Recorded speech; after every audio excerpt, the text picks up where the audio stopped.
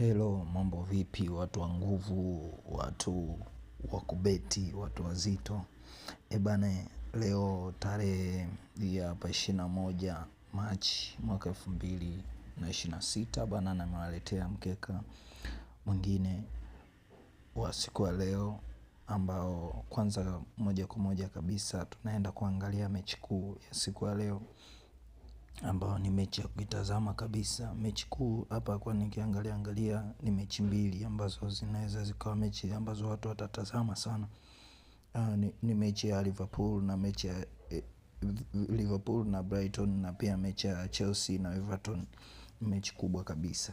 Kwa hiyo kwa haraka haraka moja kwa moja kwa upande wangu mimi kwenye beti slip yetu ya leo, tuna Liverpool washinde sare mechi ya kwanza. Mechi ya pili pia Edenham na Bayer Leverkusen yashinda sare. Bayern na Union Berlin magoli mawili, kwa sababu tunataka mkeka uwe safe. Lakini pia Fulham na Burnley, Fulham washinda sare, mkeka wetu uwe safe. Pia Everton na Chelsea apate goli iwe moja na kuendelea sawa. Mechi inayofuata pia ni Borussia Dortmund na Braga. Borussia Dortmund ashinda sare, mkeka uwe safe. Benfica na Victoria Guimares.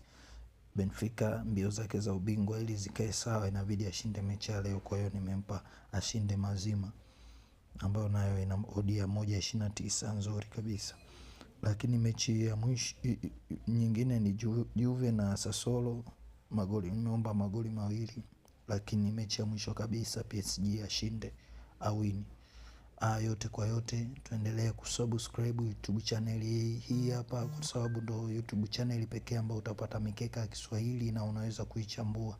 Lakini kwa rai tu, beti kistaarabu, steki kile kitu ambacho kikipoteza unaweza hauwezi kupata malalamiko au kajilaumu, sababu hii ni mikeka shua. Lakini hii mikeka shua kabisa odi 6.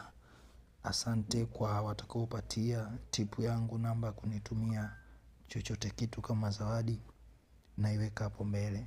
Lakini pia booking code iko hapo mbele. Asante.